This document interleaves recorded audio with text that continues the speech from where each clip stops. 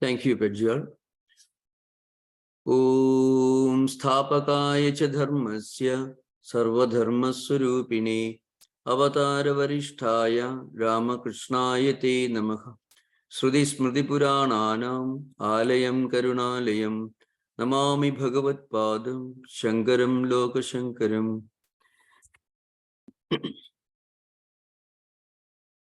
Till now we were discussing one very important foundational text of Advaita philosophy, namely Brahma Sutras. We have our purpose was just to introduce the text as such, with some sutras from different context, after giving a brief analysis of the first four sutras, which are called Chadusutri, the condensation of the entire Brahma Sutra philosophy.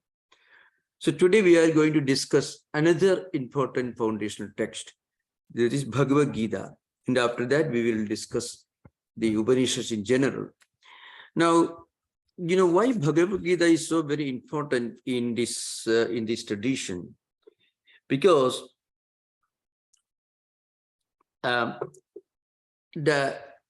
person who actually brought Bhagavad Gita and presented as an important text was Shankaracharya. This Bhagavad Gita was not known at all before 8th century AD. It was, of course, a part of the Mahabharata, which has got more than 100,000 verses.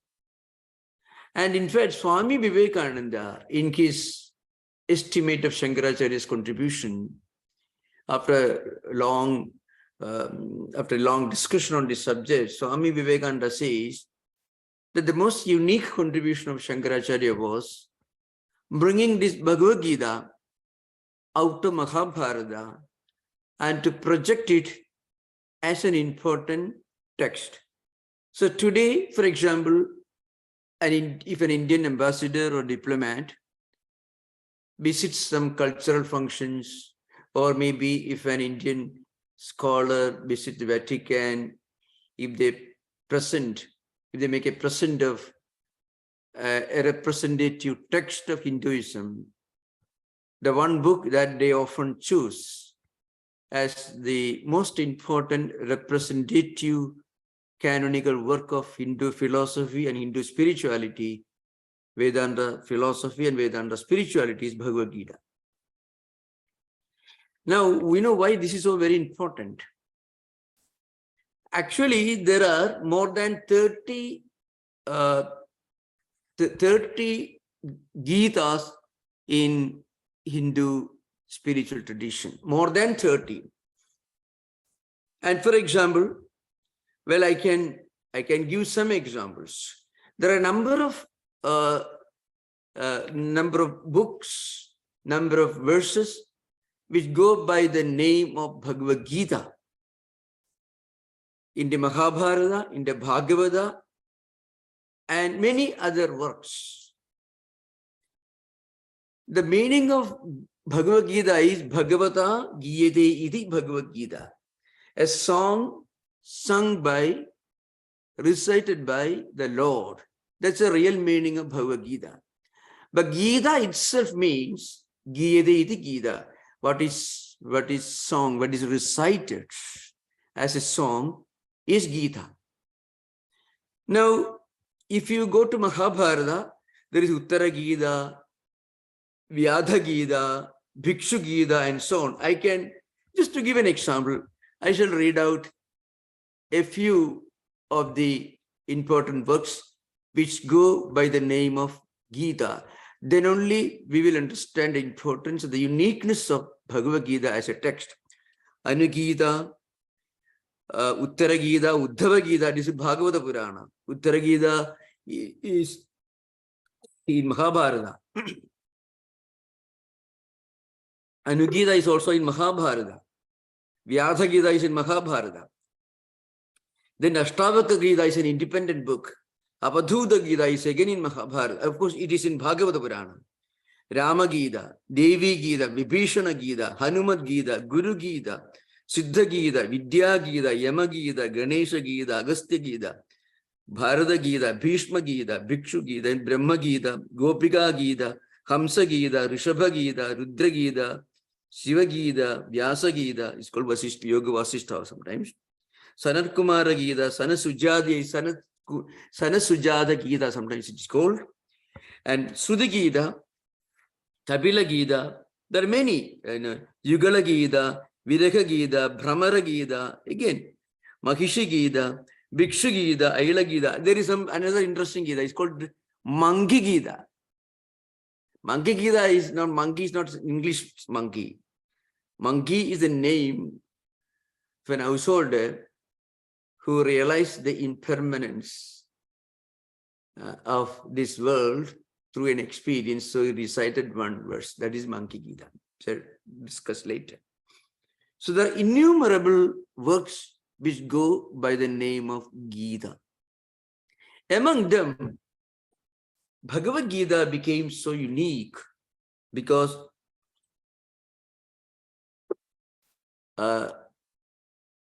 Shankaracharya wrote a commentary on this, and from 8th century onwards, it became an important foundational text of Vedanta philosophy.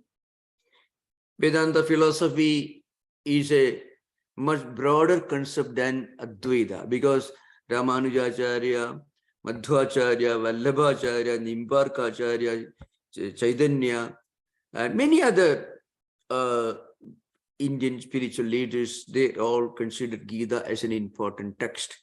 And many of them wrote commentaries on the Bhagavad Gita.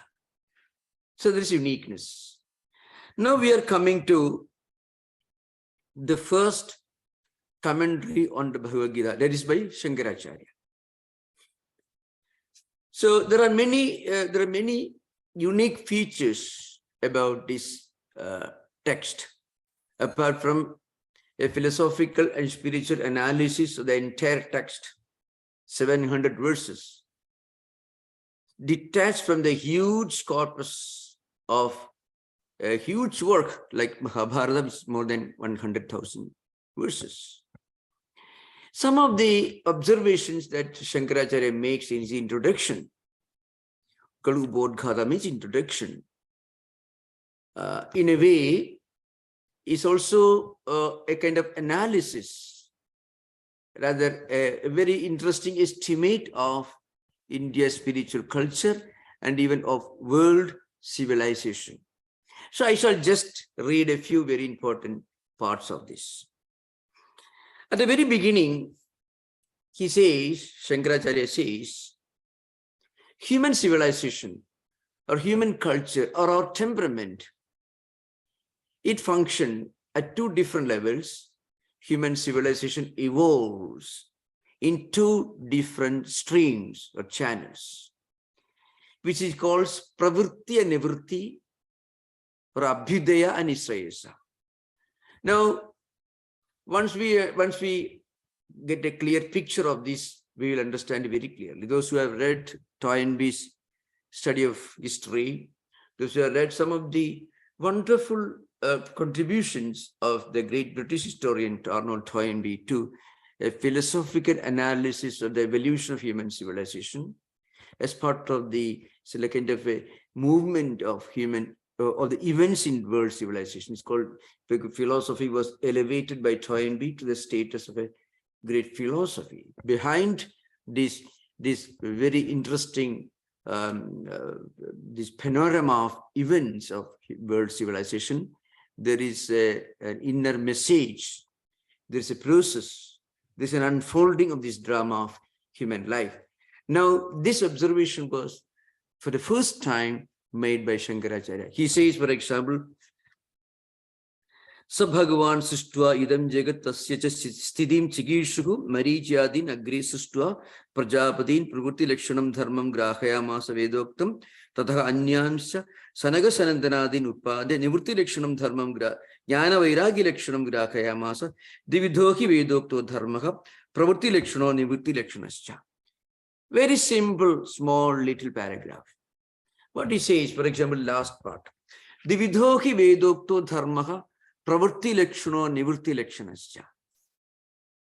Human civilization moves in two different channels, two different dimensions of this unfolding of human civilization, this drama of human civilization. One is pravritti lakshana, the other is nivritti lakshana.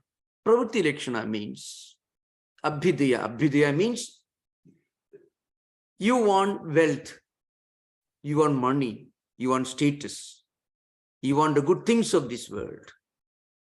And in order to enjoy the good things of this world, you also evolve a system, an order, a constitution, a way of life, which includes law enforcement, court of law, maybe parliament, legislative assembly, and so on, depending upon the system.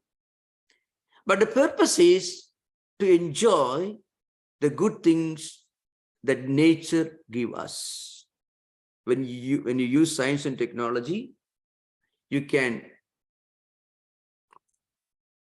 make use of the gifts of nature, the wealth, the minerals, the waters, the communications, also the explosive developments in science and technology.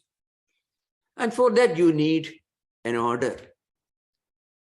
This is the natural, spontaneous movement of human civilization, which you find in the great writings of Toynbee, Bell-Durant, and others, especially the early historians in the 20th century who made unique contribution to historiography by analyzing human civilization, not just a set of events detached from each other, but rather a continuous process of progression, unfoldment, and development of human civilization. So Shankaracharya says, this is pravritti lakshanaha dharmaha. One important unique characteristic of this way of life, this aspect of human civilization is you act, you work, and you make the best use of the gifts of nature. So wealth, status, money, all these are part of this. But you don't go beyond that. So artha, kama, guided by dharma, using the traditional language of Vedanta. Means artha means the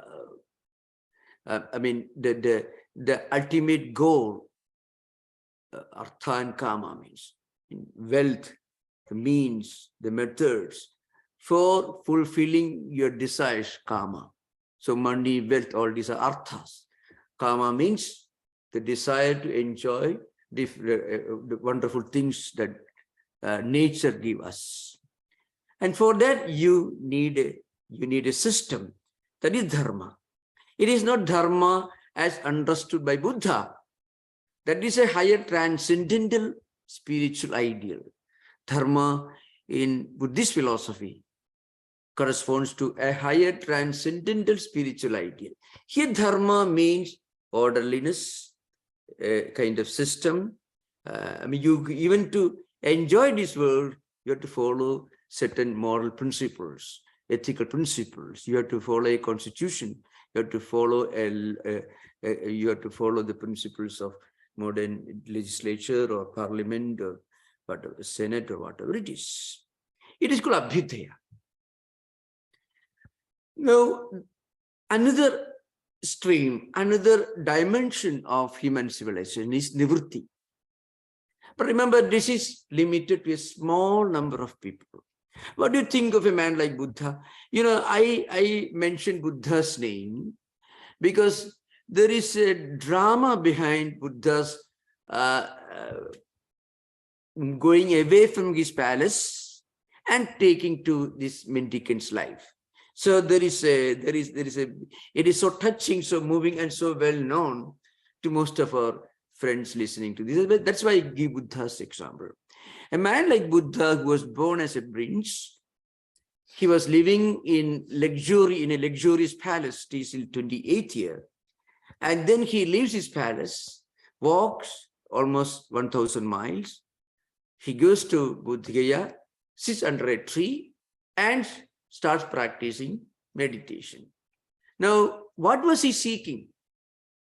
He did not have any desire for dharma, artha, or kama. Means he did not have any desire for the tools of enjoyment or for any desire, and also for some kind of orderliness that will enable him to enjoy the fruits of nature. He didn't have any desire. See, he did not have any desire for abhyudaya. The word abhyudaya is the Sanskrit word. These words have certain unique technical implications. Now, Shankaracharya says, the way of life explained in the Vedas has two dimensions. One is abhyudaya, which also stands for pravritti lakshana. Its unique, important characteristic is action, activity for achieving tools that will help you to enjoy your, or to fulfill your desires. The other one, exemplified Buddha, means it is exemplified in the life of Buddha. Buddha didn't want to leave his palace. He left the palace when he was 28 years old. And then he was seeking something else, something higher. When he confronted the reality, the dark realities of life, like old age, death, and sickness, he wanted to find out an answer, because this is common. These three aspects are common to every human being. So he wanted to know, is there something beyond that? He was seeking what is called nivritti lakshana, means that particular word is nisrayasa, the higher transcendental spiritual value that you seek when you feel that you have enough of this world, enough all these enjoyments. Now you are looking for something higher, something transcendental. This statement, that means Dividhohi Vedokto Dharmaha Pravritti Lakshana Nivritti Lakshanascha Jagadasthiti Karanam, etc. It continues the statement later. It is a very famous statement which comes at the very beginning of Shankaracharya's introductory bhashya, called introduction, called Ubodhghata, at the beginning of his commentary on the Gita. So you can imagine here, a commentary becomes a great philosophical thesis. And before that, of course, he says, God created this world, then God wanted to take care of this world, and then he taught these two types of, these two different ways of life, two mutually contradictory, apparently contradictory ways of life. One is moving away from worldly prospects. The other one is moving towards worldly prospects. And then he says, and elsewhere he says, in order to preserve this tradition, in order to preserve this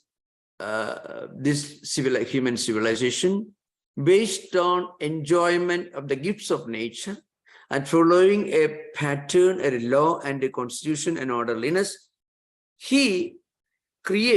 God created 10, he gave birth to 10 great sages. They are called Prajapatis. That comes in other books. So, Marichi, Atri, Angiras, Pulastya, Pulaha, Kratu, Prajedasam, Vasishtam, Bhrugum, Naradamevacha. I mean, Marichi, Atri, Angira, Pulastya, Pulaha, Kratu, Prajedasa, Vasishta, Bhrugu, Narada, etc. This is now, remember, so he says, in order to preserve this way of worldly life, God created 10 sages. And these 10 sages, they are our ancestors. Now, this may be part of a mythology. So you have to remember, you can find in this text, one part of the bhashya is taken from or belief or myths and mythological books like Puranas, etc., which we cannot historically prove. We cannot prove that all these great sages really existed. We don't know that. This 10 sages called Prajapati, the Prajapateha. We cannot prove historically. But at the same time, we can very well understand the fact that human civilization actually moved through two different channels. The great epoch makers, man like Christ or Buddha or Shankara or Sri Ramakrishna, these are grand examples of people who did not want to live a normal worldly life. Marriage, children, job, security, Medicare or insurance or anything the kind. They were looking for answers to some higher questions. Another example in recent times, you can see Ramana Maharshi is an example. Ramana Maharshi also, he lived for some time. He was a young man, and one day he suddenly left his home, and he thought, well, he was looking for something higher. An example of turning from pravritti lakshana to nivritti, means from the empirical to the transcendental way of life. So in this process, in this work, so sometimes the commentator, he refers to some mythological books where these great teachers and sages and their names are mentioned. That's one part. But there is also this tremendous idea that behind the evolution, the unfoldment of human civilization, there were these two streams. Those who look for answers to some of the fundamental philosophical and spiritual questions of human life, and those who just wanted to be part of the empirical, the normal way of life. Now, okay, now this is one. Then he says, the commentator says, I'm just reading from his commentary. Jagadasthiti karanam praninam sakshad abhyude nisreyasa hetu yasa dharma dharmo brahmanadyehi varnibhihi asamibhihi cha sreyo tibhihi anushthiyamaneha. So this dharma which has got two dimensions. One, the empirical worldly life with some ethical and moral values, and the other one, the way of a Buddha, the way of Buddhas who look for answers to some of the transcendental questions of human existence. These two important streams together constituted the essence of the fundamental stream of human civilization. And then, of course, there is another, it's also very well quoted, some of the most profound statements in Vedantic textbooks. Dirghena kalena anushtatranam kamodbhavan hiyamana viveka vijnana hetukena adharmena abhibhuyamane dharme pravardhamane cha adharme jagadasthitim paripalayishuhu sadhikarta narayanakhyo vishnuhu bhaumasya brahmano brahmanatasya rakshanartham devakyam vasudevad amsena krishna kila sambabhuva brahmanatasya ki rakshanena rakshitasya vaitiko dharma tadadhinatvat varnasama bhedana. And then he makes a very, very powerful statement. How do we lose some of the most fundamental spiritual values that shaped human civilization? We can, in the context of Western civilization, for example, you can see for yourself. How many of us remember that 2,300 years ago, there was a man like Socrates who lived in one part of what we now call the Western world, like Socrates or Plato, Aristotle. And in the course of the evolution of civilization, slowly the Western culture lost its connection with the glory and the glory and sublimity of the ancient Greek thoughts, and went through so many cycles of war, conflicts, the tyranny of the established churches, which resorted to persecution of people who belong to other traditions, etc. You contrast this with the teachings of Socrates or Plato and Aristotle, and just imagine. So you can see this contrast. The search for eternal truth, the search for higher values, it's actually called Nivritti Lakshana Dharma. Socrates is a great example of this search for the highest transcendental values. Tadaga Anyanscha Sanaga Sanantanadi Nutpade Nivritti Laksham Dharmam Grahayamasa Jnana Vairagi Lakshanam. The early parts, the commended Shankaracharya says, after creating the ancestors, the great ancestors of humanity, God created 4 great mystics who were established in this transcendental ideal of life. They're called Sanaga, Sanatana, Sanatkumara, etc. So these 4 great scholars, they're called Sanaga, Sanatana, Sanatkumara, and Sananda. 4 of them. They did not marry. They were just like Shankara or Sri Ramakrishna or Buddha after his leaving his palace. So they were established in this transcendental value. So after making the statement, he says, somehow in course of time, human civilization loses its connection with some of the highest values of our ancient teachers. And frequently there is a deviation, there's a distortion, there's a moving away from these higher values. And those who practice the transcendental values, the number goes down, or these transcendental values themselves get distorted, because those who are supposed to practice these higher spiritual ideals, they themselves become afflicted with desire, selfishness, and they themselves deviate from the spiritual path.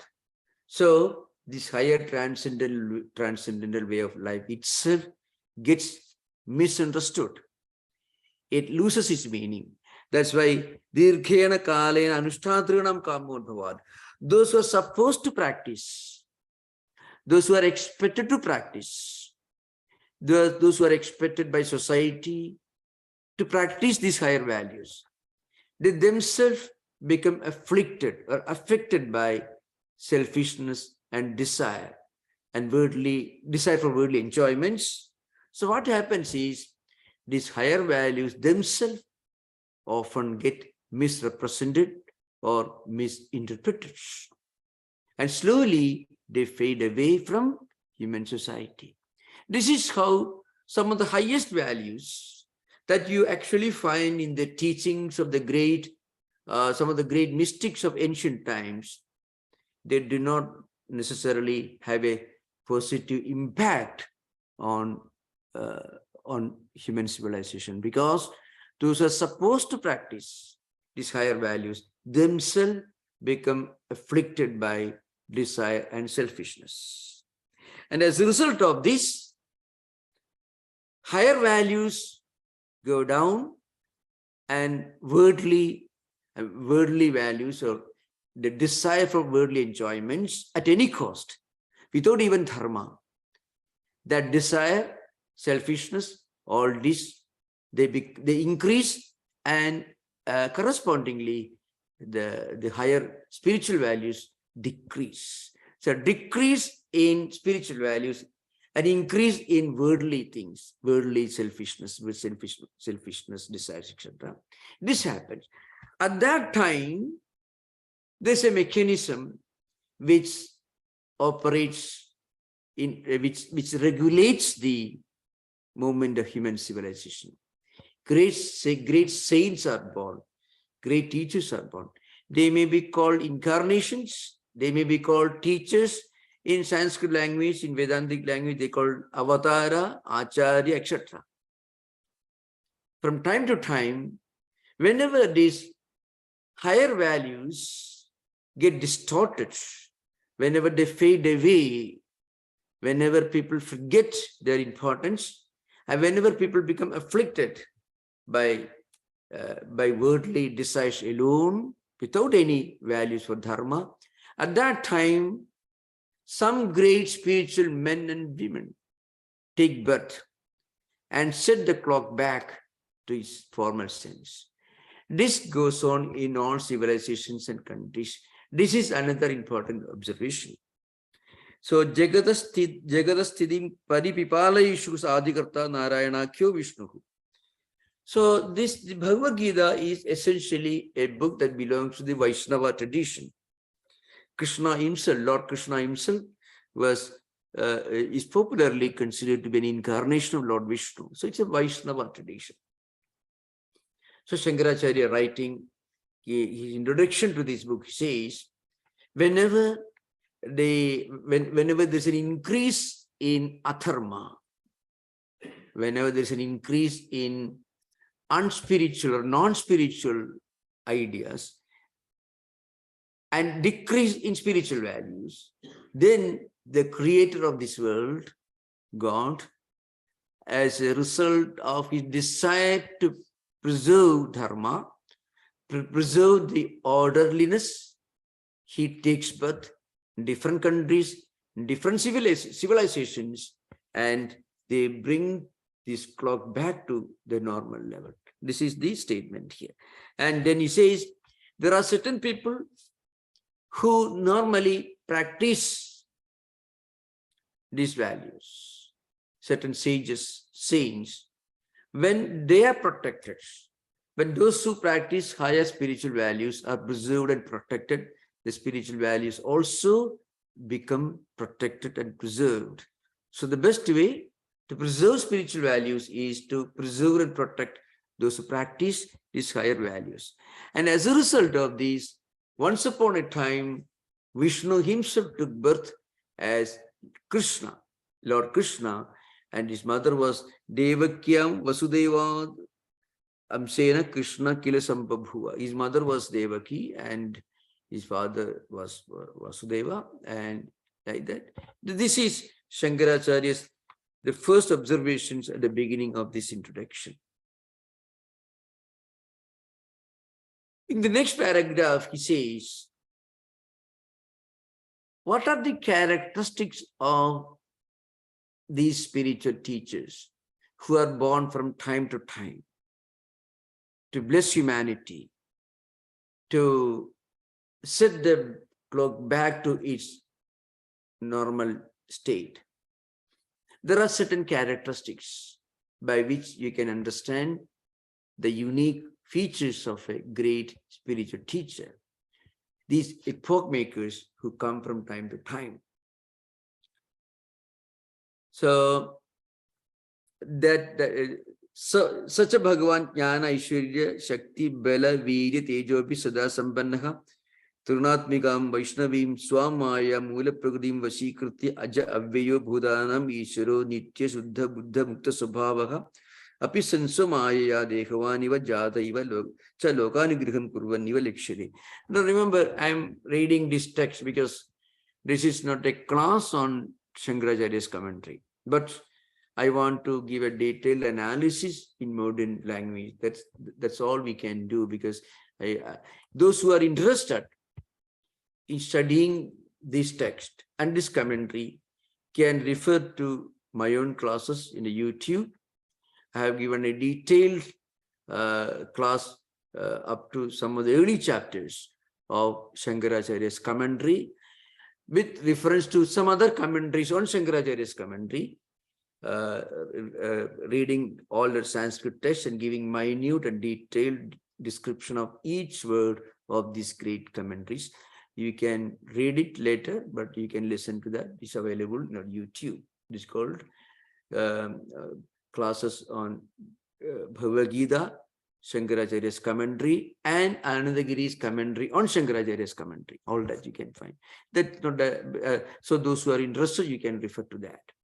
So what the commentator says here is, what are the characteristics of the great spiritual teachers who come from time to time with the purpose of putting the pendulum of human civilization back into former position. He says, Aishwaryasya samagrasya dharmasya yashasaksya vairagyasya mokshasya sharnam bhaga itirina. So you heard of the Bhagavan.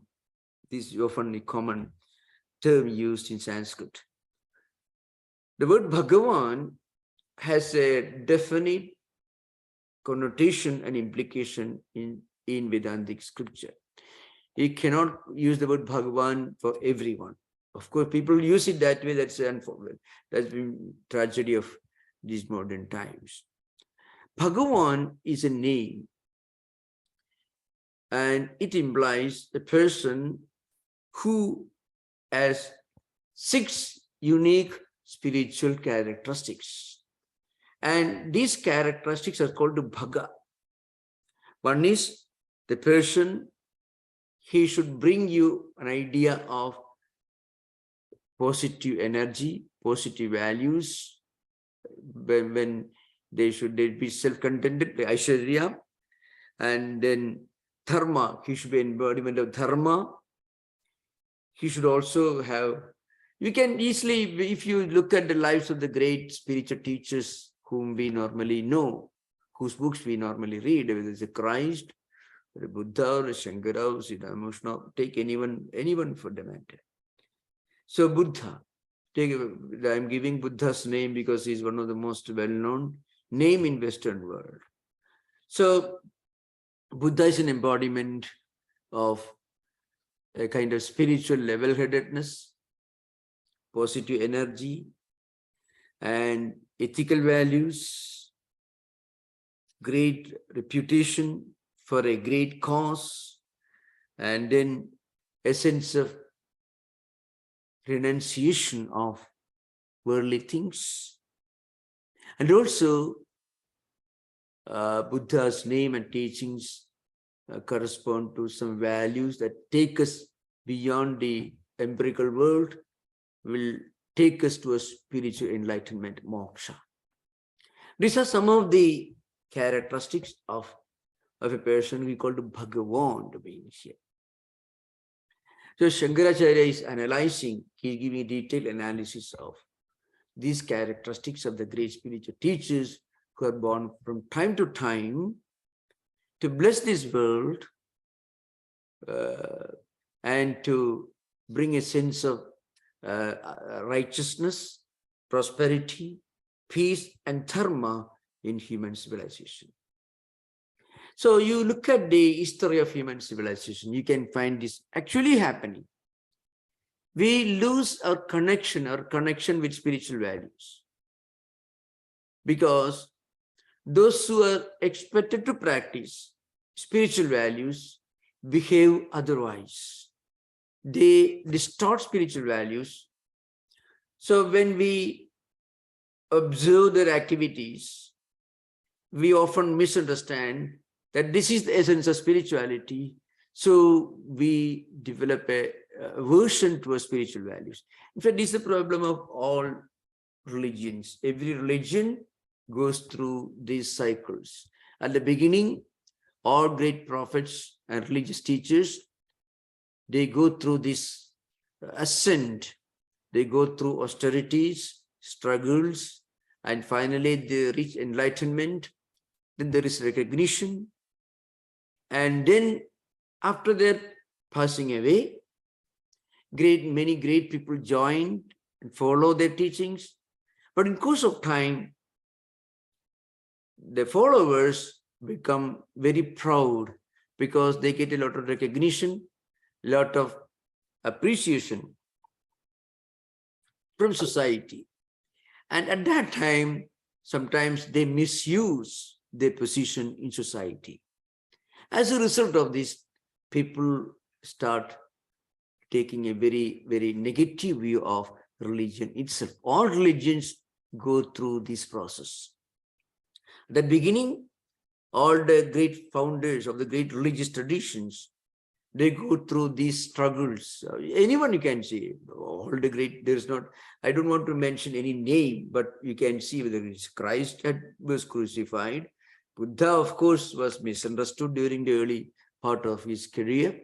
So even Shankaracharya had to go through this. Everyone, Sri Ramakrishna, any great spiritual teacher, or even the sages and mystics of Western world, like whether St. Teresa of Avila, or any of these great mystics you find.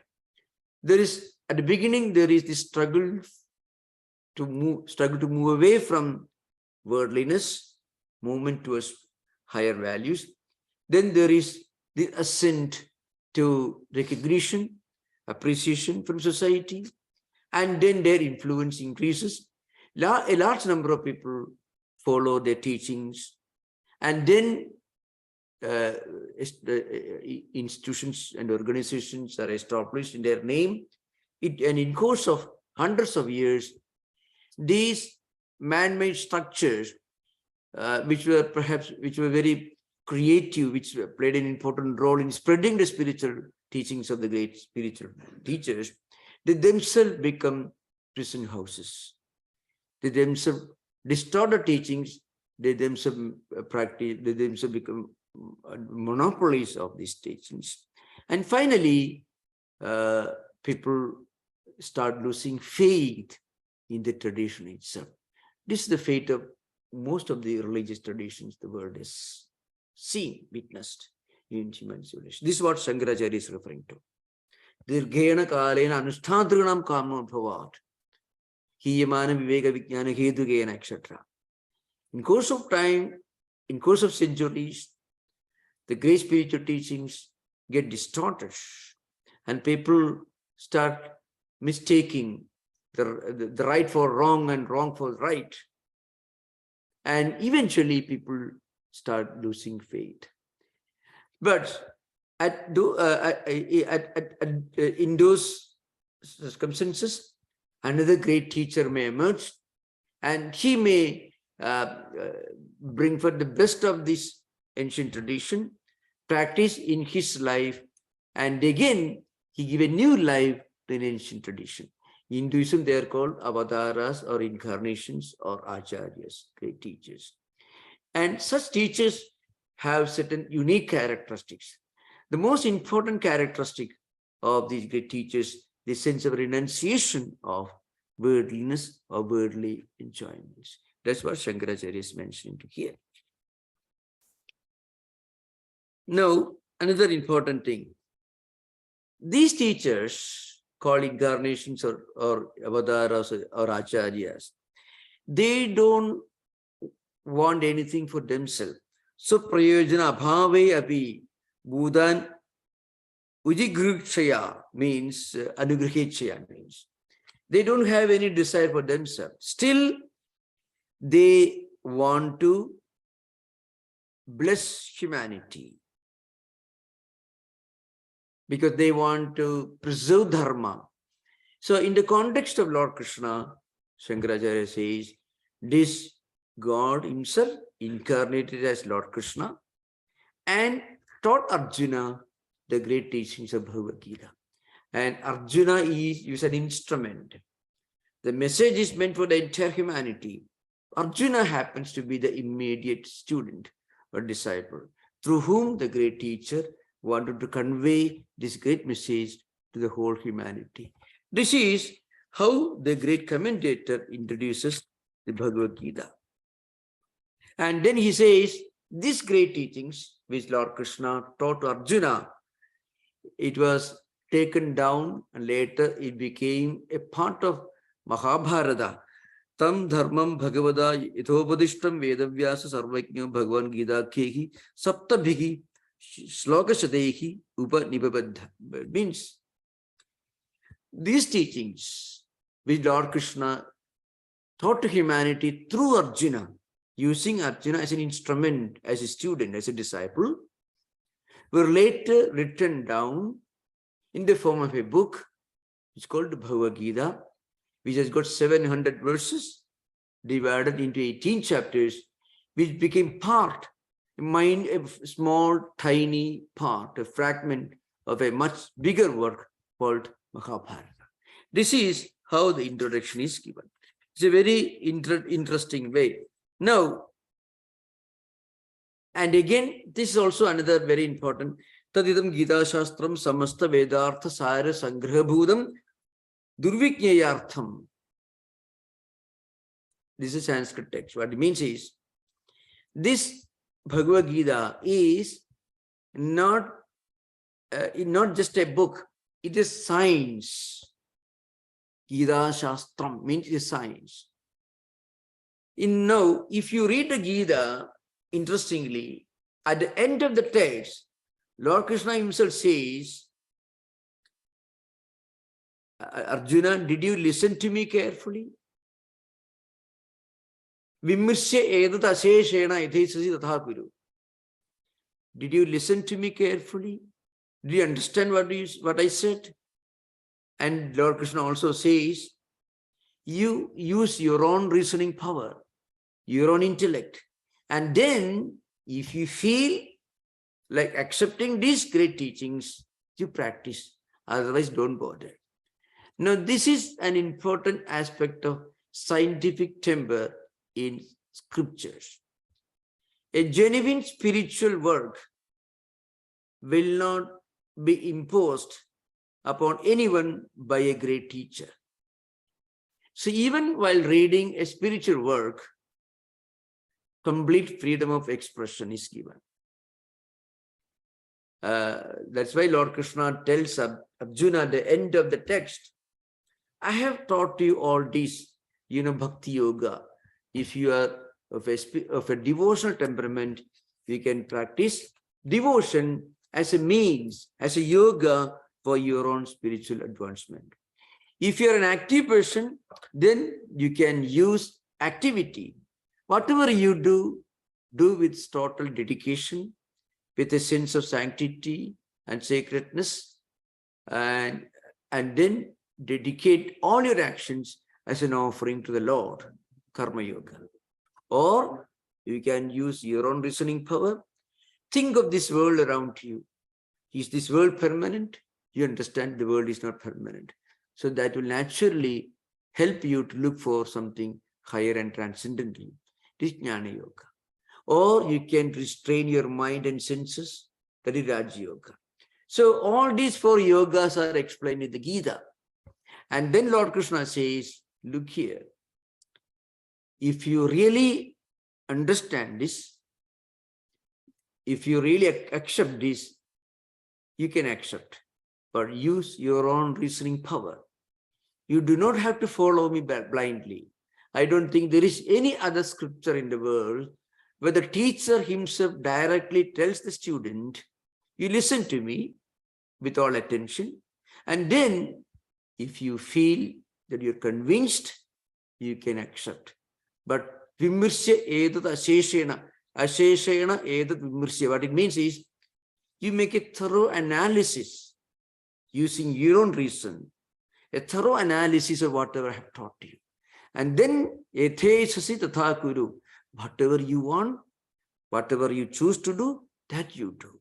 You do not have to blindly follow me. This is a unique teaching of Bhagavad Gita. It's a very interesting thing. And its importance, as I mentioned earlier, is that it is a very tiny fragment of a much larger work, Mahabharata.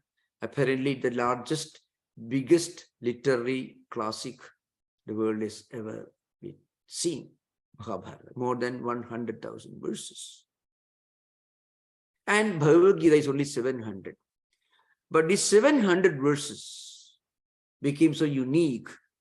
It became the most important, the most foundational spiritual and philosophical work of Hindu Vedanta tradition.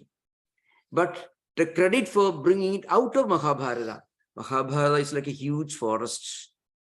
It's like a sandalwood tree, Bhagavad Gita. a small sandalwood plant or tree. And Shankaracharya entered this forest, brought this sandalwood tree and presented before us.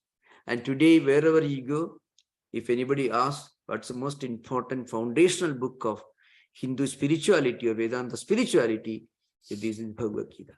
So thank you. We can have interaction. You are most welcome with questions. Thank you. Namaskar. Again, I want to mention those who are interested in knowing more about this commentary itself, you can see there is a Shankara Bhagavad Gita, Shankara Bhashyam, it's called. YouTube, my own classes are available, which gives detail of the first 2 or 3 chapters of this text. It will continue later, which I didn't get time. Now, I have an important announcement before the Q&A begins. This is very important. There will be no foundational text of Indian philosophy class on May 14th due to my travel, because I had to travel outside California. So the next Sunday, 14th of May, there will be no class. The next foundational text of Indian philosophy will be on May 21st. So please remember, there will be no class next Sunday on 14th May. And the next class will be on May 21st at 6 p.m. Please continue to monitor our website, savedanta.org, for the latest information. Now, you are most welcome to ask questions. Thank you. Namaskar. David, go ahead. You're first. Then Sri Ram. Hello, Swami. I was wondering who wrote the Gita. It seems very strange that something that maybe is the best spiritual manual the world has ever seen could not be discovered earlier. Like it existed, and yet nobody really paid attention to it. That seems very peculiar. And when was it written? Like how long was it undiscovered? Of course, the language, the style, all these prove that it belongs to the middle of 4th millennium BC. Because Mahabharata belongs to 3rd millennium BC. So it is popular already in 3rd millennium BC. In fact, you have to remember, one important thing to remember is all these important books were preserved through oral tradition. And in fact, the earliest available manuscript on Hindu tradition belongs to 6th century AD. That's not a very ancient one compared to the antiquity of the Vedas and Mahabharata. That's because many of these books were preserved through oral tradition. But there are references to Bhagavad Gita in many of the earlier books, even in works written in 9th century BC, for example, Panini works or the Mimamsakas. There are references. But then Mahabharata is referred to, but Bhagavad Gita was brought out of the huge forest of Mahabharata thanks to Shankaracharya's commentary. That's an important thing. Another thing I mentioned to you, you said Bhagavad Gita is very important, but I already mentioned at least 35 Gitas in my head, referring to all these different types of Gitas. Some of them are as profound as Bhagavad Gita, but not so systematic. See all the 4 yogas, methods of practice, and all not so well organized. But there are other Gitas which are not less profound than Bhagavad Gita. So basically, it was undiscovered for thousands of years as a text. That just seems very strange. Who wrote it? No, it was written by Vyasa himself. Now, in this commentary itself, Shankaracharya says it was written by Vyasa, and those sentences go back to 8th century AD. So this is what he must have heard, or he must have read manuscripts which were available at that time. Manuscripts were not scientifically preserved for centuries.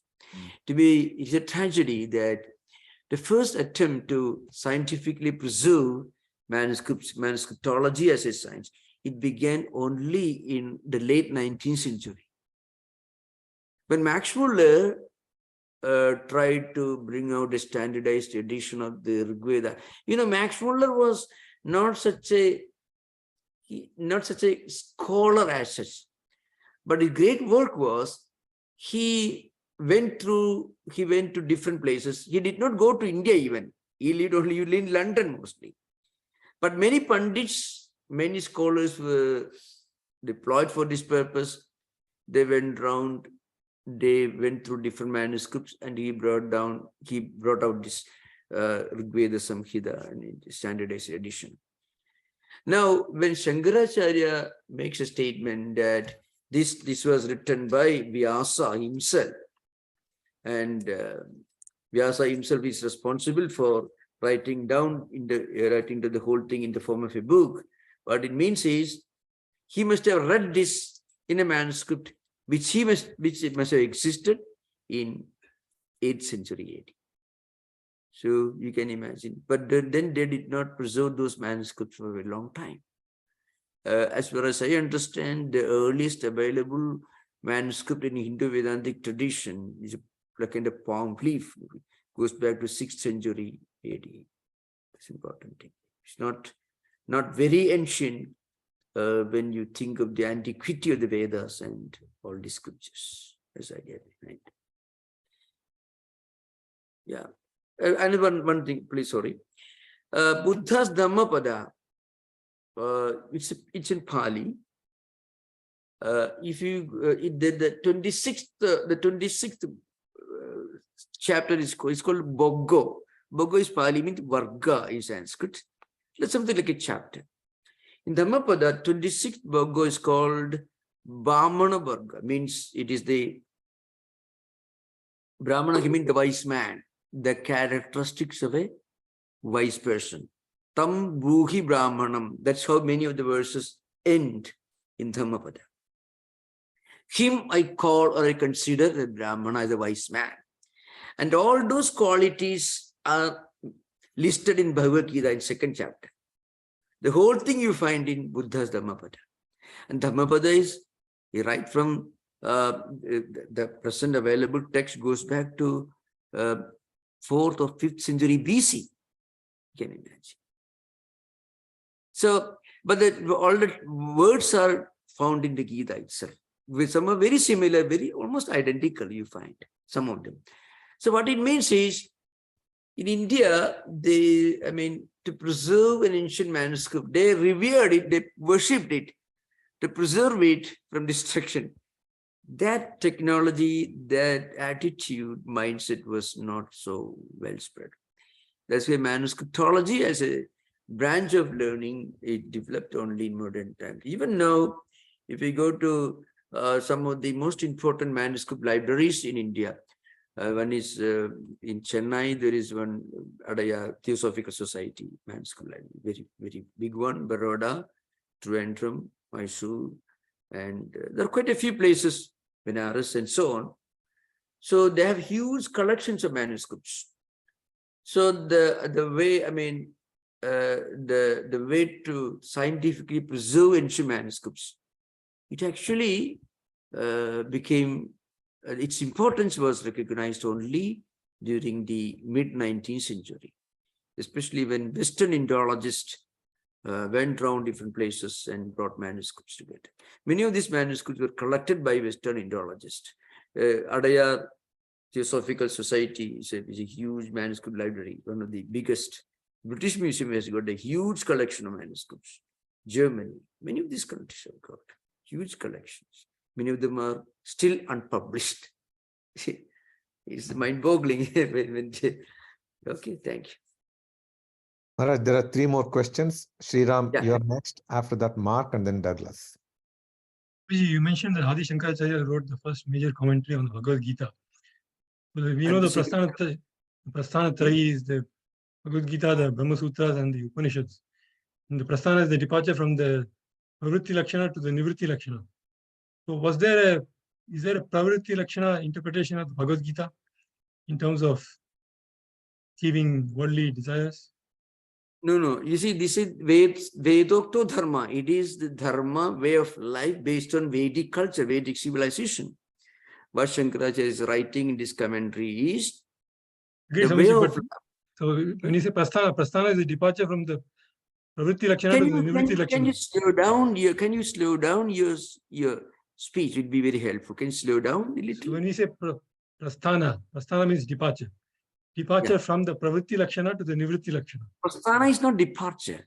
Prasthana here means here means movement or maybe schools of thought. This is roughly it means prasthana. Don't understand prasthana in the normal, as understood in normal conversation. Prasthana here means a school of thought, a stream. That's what prasthana means. So Gita, Brahma Sutras, and Upanishads. These are three foundational texts on which all the great teachers like Shankaracharya, Ramanuja, and others wrote commentaries. Only starting with Shankaracharya. Before Shankaracharya, nobody wrote a commentary on Bhagavad Gita. Yeah, Correct? the commentary on Bhagavad Gita, the first commentary on Bhagavad Gita was by Shankaracharya. There was no mention, this Gita as such, as a book, separate book, was not known before 8th century AD. Somebody professing Purva Mimamsa, he never used the Bhagavad Gita to support his argument of Purva Mimamsa. Eh? Somebody who is professing Purva Mimamsa, Ah. he did not use the Bhagavad Gita to push his argument, to support his argument. No. Purvamimamsakas who live before Shankaracharya do not mention Bhagavad Gita. Bhagavad Gita as a text came to be mentioned as an important book of Hindu Vedantic tradition only after his commentary came out. So today, for example, if there are 2 volumes called 18 commentaries on the Bhagavad Gita. In those 18 commentaries, you'll be surprised, quite funny, and you'll be amused. There is Hanumat Bhashya, Paishachi Bhashya, and another one old, what you call a kind of unrefined form of Sanskrit called Paishachi, means unrefined kind of tribal language. So, Hanuman lived much earlier if you believe Ramayana and all that. But we do not, it's not yet confirmed. We cannot believe that they were written so much earlier. There could be some teachers who must have lived after 8th century AD. Anyway, the first non-commentary on the Gita is Shankaracharya's commentary. Gita as an important text, foundational text of Hinduism, was not known before 8th century AD. That's what I said. After Shankaracharya's time, you find the great Ramanuja himself wrote a commentary on Bhagavad Gita. Madhva tradition scholars also wrote. Chaitanya school. And then, of course, even in 16th century, Gudatha Deepika Madhusudana Saraswati wrote. Even modern times, you find in Aravinda wrote his own commentary on Bhagavad Gita. Great Tilak wrote Gita Ragasya, a huge book. Mahatma Gandhi wrote his own commentary on Gita. Many of the great teachers have written on Gita. In not only in Sanskrit, but in different Indian vernaculars and also in English. Dr. Adhakshan wrote in English. Aravinda wrote in English. Gandhi wrote in Gujarati. The great 13th century Maharashtra scholar, he wrote in old Marathi language. So you find the Gita being, but only after 8th century AD, not before. Yeah, that's important thing. So prior to Shankaracharya, there was Prasthana Dve. You had to only Prasthana? Dve. 2, Prasthana 2, not Trai, but Prasthana Dve. 2, Prasthana 2. No, Prasthana Trai. No. See, Prasthana Trai. Prior to Shankara. Okay. Prasthana Trai is a concept, the 3 foundational texts. That concept itself originated with Shankaracharya. It was already there, but it was interpreted. Upanishads, commentaries on the Upanishad, commentaries on the Gita, commentaries on Brahma Sutra, together they're called Prasthana-3.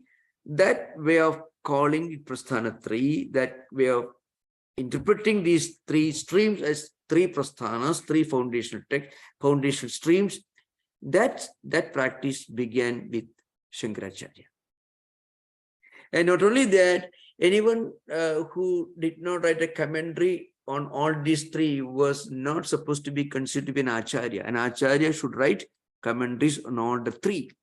The tradition was set with Shankaracharya's emergence. This idea. Prior to Shankaracharya, there were no Wait acharyas. a minute, let us listen to some other students who may. Thank you. We'll come back to you later. Please wait some time. Anybody else? Any other question? Please, thank you.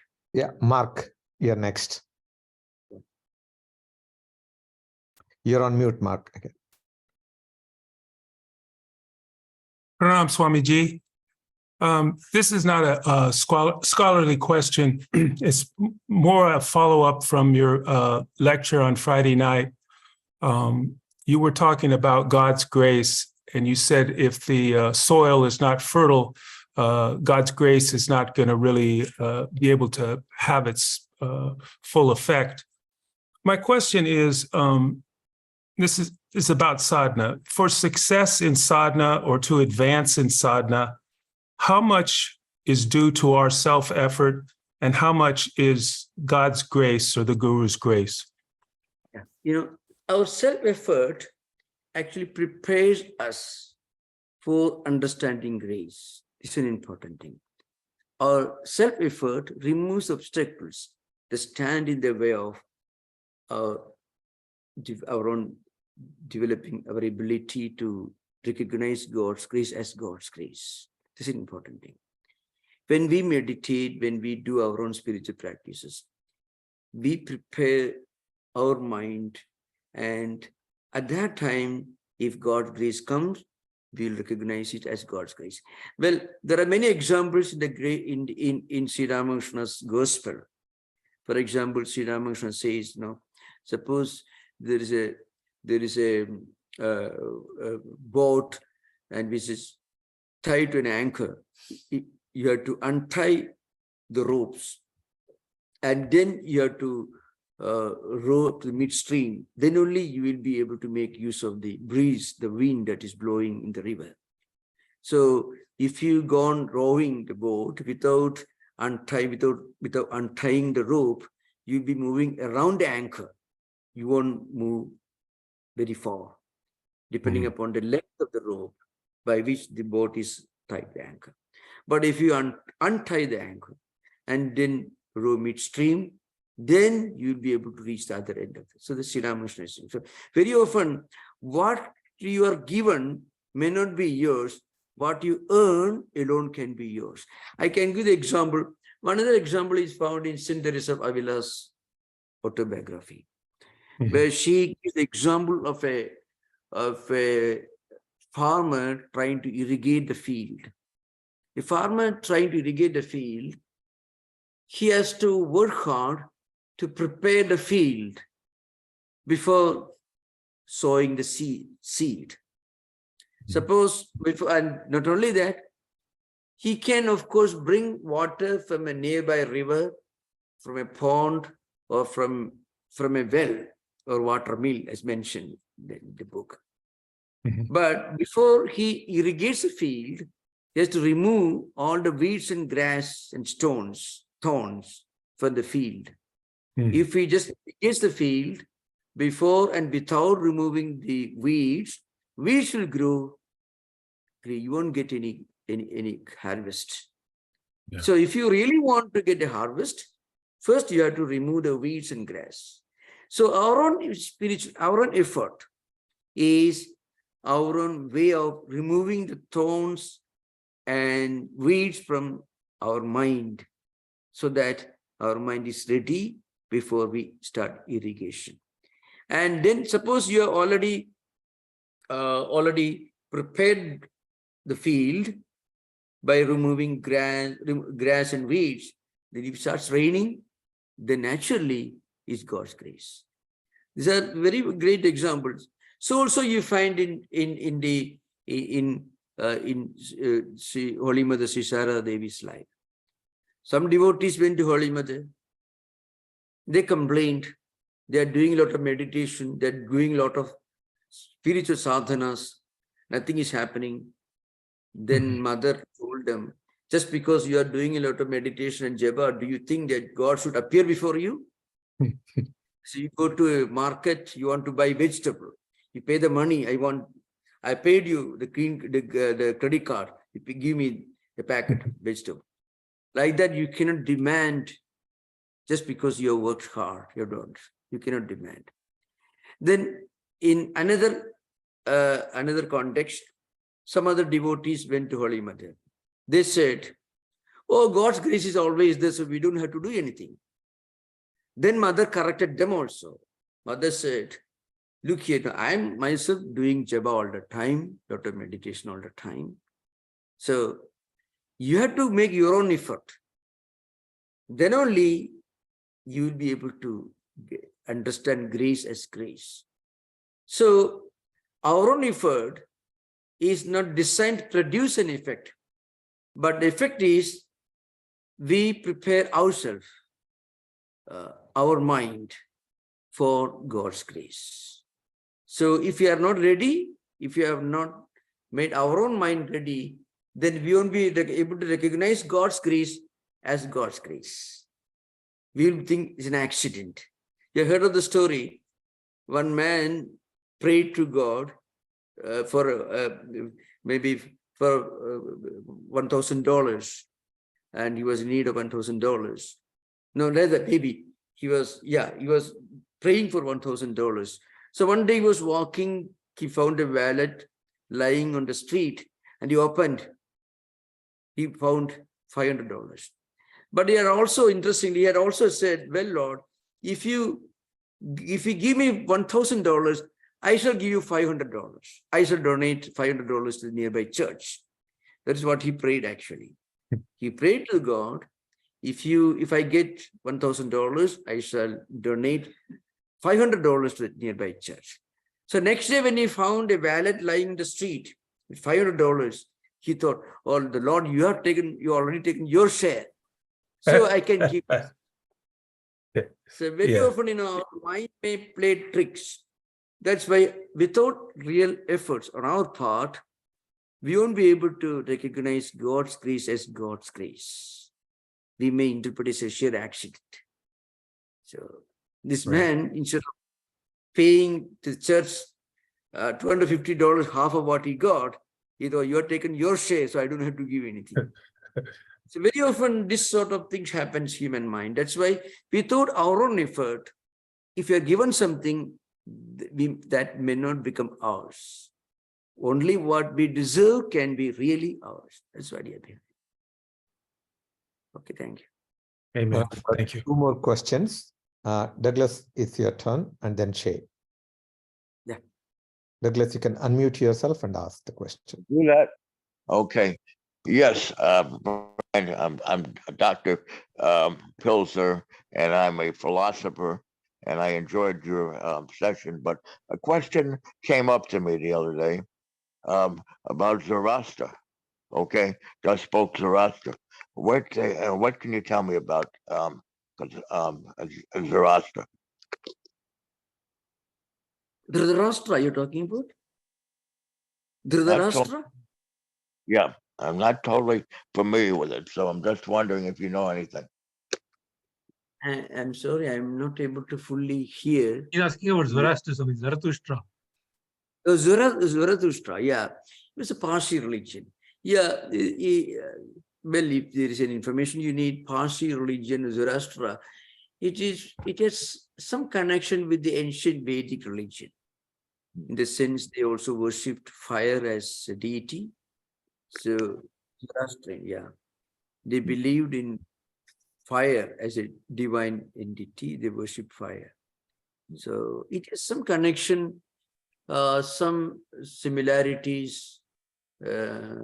Saint Avesta, this is a fundamental text. There's some similarities with Rigveda Samhita, but in some places that's true. Okay, thank you. Thank you. Thank Good evening, Swamiji. My question is about the meter in Bhagavad Gita.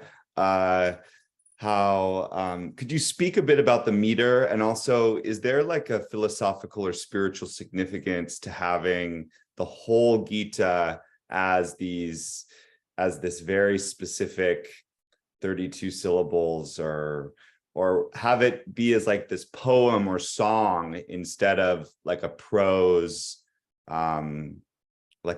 text? Thank you. The meter doesn't have any special significance. Many preachers do that, but according to the traditional scholars and commentators, meter is not specifically linked to any special significance or anything. Gita is very simple, instruction, very simple. So, unlike Bhagavata Purana, which has got complex metrical forms, Gita is very simple, very straightforward. And Mahabharata is very simple and very simple work. In Hindu tradition, you find the earlier works are more lucid and simple. The later works are more complicated. It's very interesting.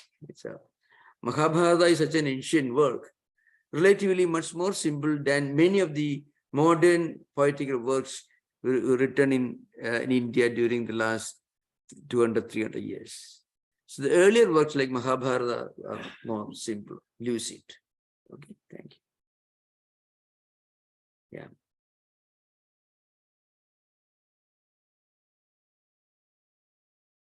There are no more questions, Maharaj. Thank you. Yeah. Thank you. Please remember, we will have no class next Sunday, 14th, and then we'll continue our class on May 21st, 6 p.m. Thank you. Namaskar. Thank you. Yeah. Om Shanti Shanti Shanti Harihi Om Tat Sat Sri Ramakrishna Pranamastu.